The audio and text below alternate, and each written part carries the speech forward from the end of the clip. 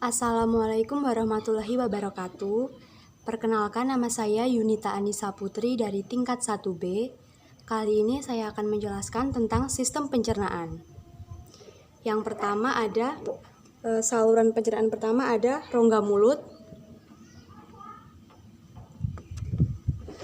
Mulut ini berfungsi sebagai yang pertama tempat makan, yang kedua memulai pencernaan melalui pengunyahan, yang ketiga membentuk kata-kata saat bicara, dan sebagai saluran udara masuk.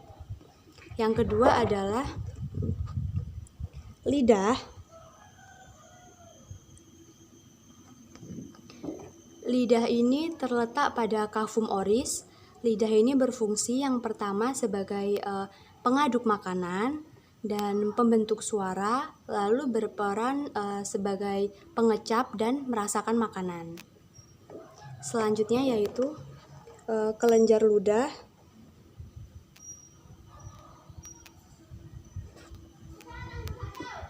Kelenjar ludah atau saliva ini di mana dalam sehari kelenjar ludah kita bisa memproduksi 1-1,5 liter dan disekresi oleh 3 kelenjar utama, yaitu kelenjar parotis, kelenjar sublingua, dan kelenjar submandibula.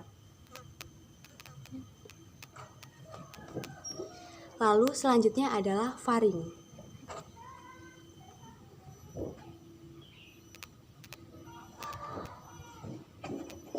Faring ini panjangnya kurang lebih 12 cm dan pada lengkungan faring terdapat amandel.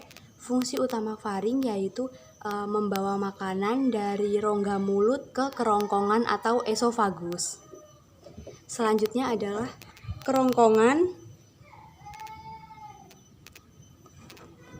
Kerongkongan atau esofagus ini panjangnya kurang lebih 25 cm dan dia fungsinya menggerakkan makanan dari faring menuju lambung. Selanjutnya adalah lambung.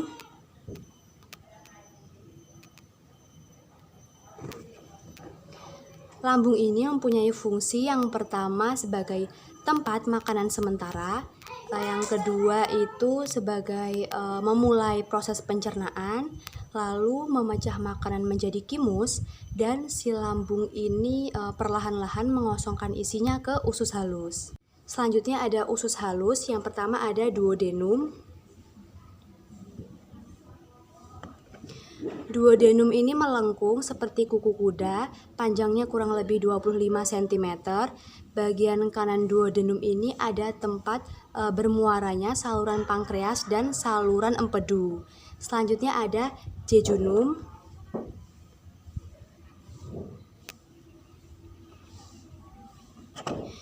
Jejunum ini berkelok-kelok, panjangnya kurang lebih 2-3 meter. Dan dia penampangnya lebih lebar, dindingnya lebih tebal, dan mengandung banyak pembuluh darah. Selanjutnya adalah ileum.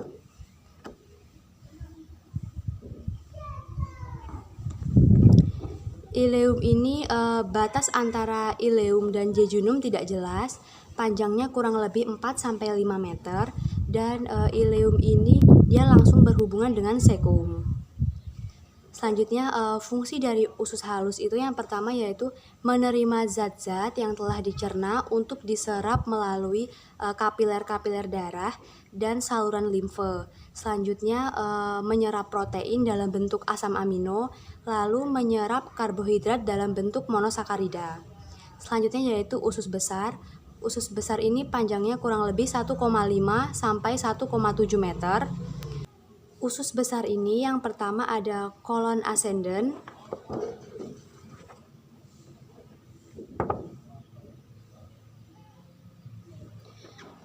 Kolon ascendens ini panjangnya kurang lebih 13 cm.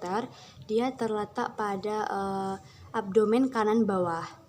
Selanjutnya ada kolon transversum.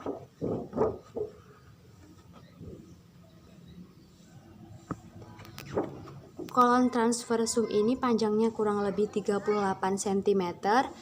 Dia membujur dari kolon descendens sampai kolon ascendens.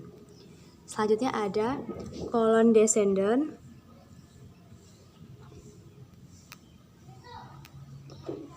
Kolon descendant ini panjangnya kurang lebih 25 cm. Dia terletak pada abdomen kiri bawah.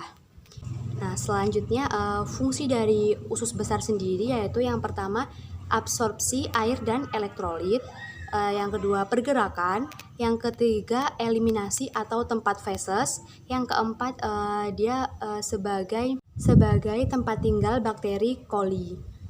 Ada kolon sigmoid. Kolon sigmoid ini dia merupakan lanjutan dari kolon descendant dan dia panjangnya kurang lebih 40 cm dan berbentuk seperti huruf S. Pada bagian bawahnya langsung berhubungan dengan rektum. Selanjutnya ada rektum. Rektum ini dia yang menghubungkan intestinum mayor dan anus. Selanjutnya ada anus. Anus inilah yang menghubungkan rektum dengan dunia luar. Selanjutnya ada hati. Hati ini merupakan organ aksesoris terbesar di tubuh kita. Dia beratnya kurang lebih 1000 sampai 1800 gram dan berwarna coklat. Fungsi hati yang pertama sebagai pembentukan dan ekskresi empedu, yang kedua sebagai metabolisme karbohidrat, lemak, dan protein, dan yang ketiga sebagai detoksifikasi obat dan zat berbahaya dalam tubuh. Yang keempat adalah pertahanan tubuh kita terhadap mikroba atau zat-zat berbahaya. Lalu yang kelima adalah sebagai regenerasi sel darah merah. Selanjutnya ada kandung empedu.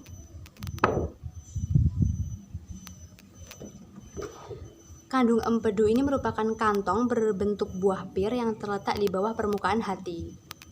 Selanjutnya adalah pankreas.